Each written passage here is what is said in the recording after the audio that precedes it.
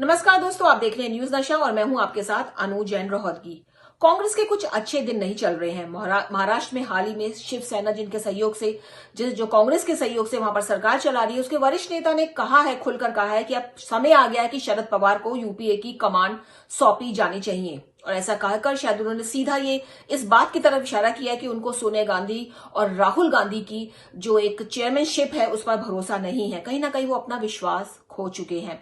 सामना में उन्होंने एक लेख आया है और सबको पता है कि जो उसका एडिट है वो जो संजय राउत है जिन्होंने ये बयान दिया है वो ही करते हैं। और इसी के बीच अब राहुल गांधी का सडनली विदेश चले जाना जैसे लगता है कि एक तरह से हंगामा हो गया और जो बयानबाजी चल रही है उसको लेकर काफी कुछ हंगामा हो रहा है। कई तरह के जो विपक्षी दल हैं जो और एनडीए को भी जो है बीजेपी को और उसके सहयोगी दल हैं उनको भी बोलने का मौका मिल गया है। और जो बात कही गई है शिवसेना की ओर से उसको भी एक जो है लगता है कि राहुल गांधी की जो विश्वसनीयता है, राजनीतिक विश्वसनीयता है, जिस पर डाउट करा था उन्होंने संजय राउत ने अपने सामना के लेख में, उसको लगता है कि एक मोहर सी मिल गई है। और तमाम बातों की चर्चा करने के लिए आज हमारे साथ कांग्रेस के वरिष्ठ नेता राशिद अल्वी जी हैं। राशिद जी, आपका बहुत बहुत स्वागत है। तो क्या समझते हैं, जिस तरह का कहा है संजय राउत ने, खुलकर कहा है कि अब समय आ गया है कि अब शरद पवार को कमान सौंप देनी चाहिए यूपीए की, क्योंकि एनडीए से लड़ने के लिए यानी बीजेपी से लड़ने के लिए बहुत जरूरी है कि एक स्ट्रांग पार्टी और एक स्ट्रांग चेयरपर्सन सामने आए। क्या राय है आपकी? यूपीए बहुत सारे राजनीतिक दलों का एक संगठन है और उसका चेयरमैन या चेयरपर्सन हमेशा बड़ी पार्टी का होता है, जो सबसे बड़ी पार्टी होती है।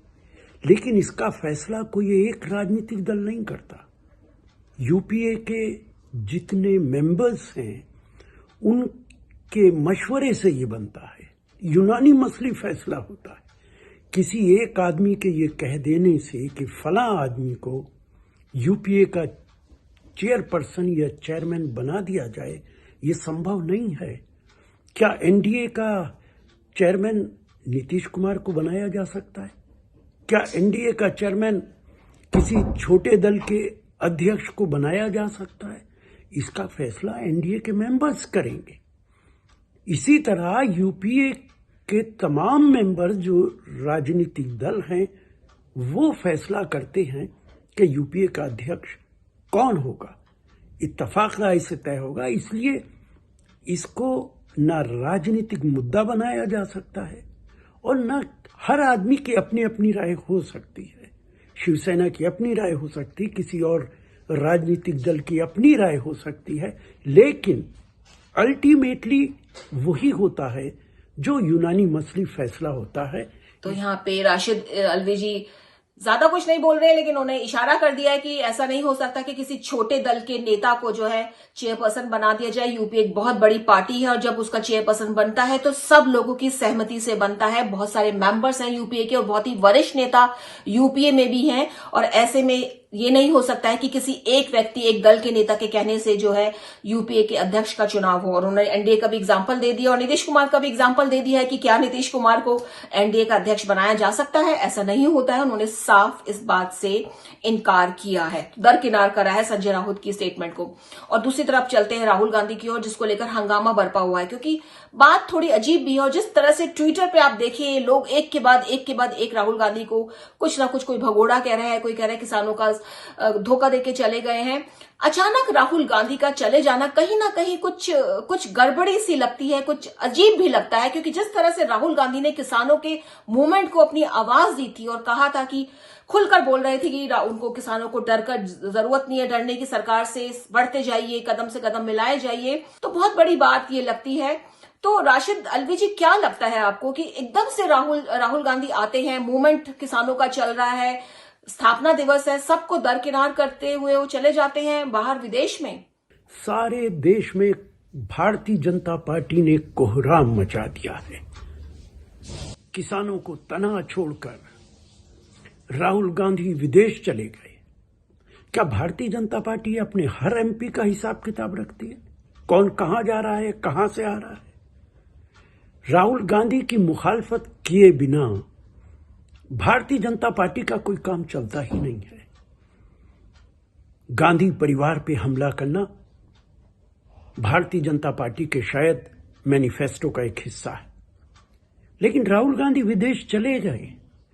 मैं भारतीय जनता पार्टी और खास तौर से प्रधानमंत्री और नड्डा जी को मशवरा दूंगा, अभी तक आप हर रोज शोर मचा रहे थे।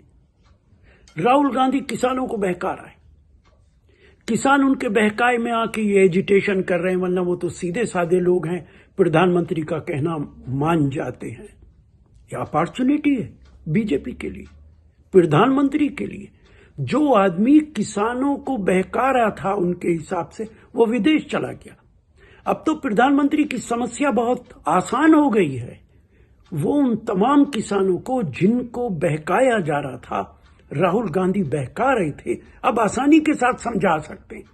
हम भी इंतजार करेंगे, अब पूरा देश इंतजार करेगा।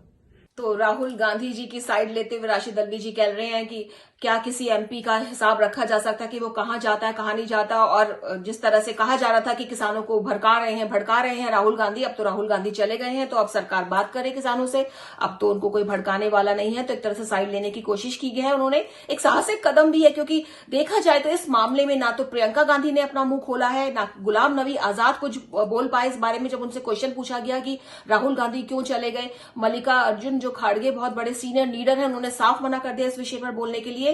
लेकिन ऐसे में राशिद अल्वी जी का कहना है कि कोई एमपी अगर कहीं जाता है तो हर किसी का हिसाब नहीं रखा जाता है, क्या एनडीए अपने एमपी का हिसाब रखती है। लेकिन इन सब के बीच थोड़ा तो अजीब लगता ही है जिस तरह से राहुल गांधी के बारे में चर्चाएं होती हैं। और आपको बता दें, हाल ही में जब अमेरिका के प्रेसिडेंट बराक ओबामा की किताब सामने आई थी, उन्होंने भी राहुल गांधी को कुछ इमैच्योर कहा था और उस पर कांग्रेस ने काफी हंगामा किया था।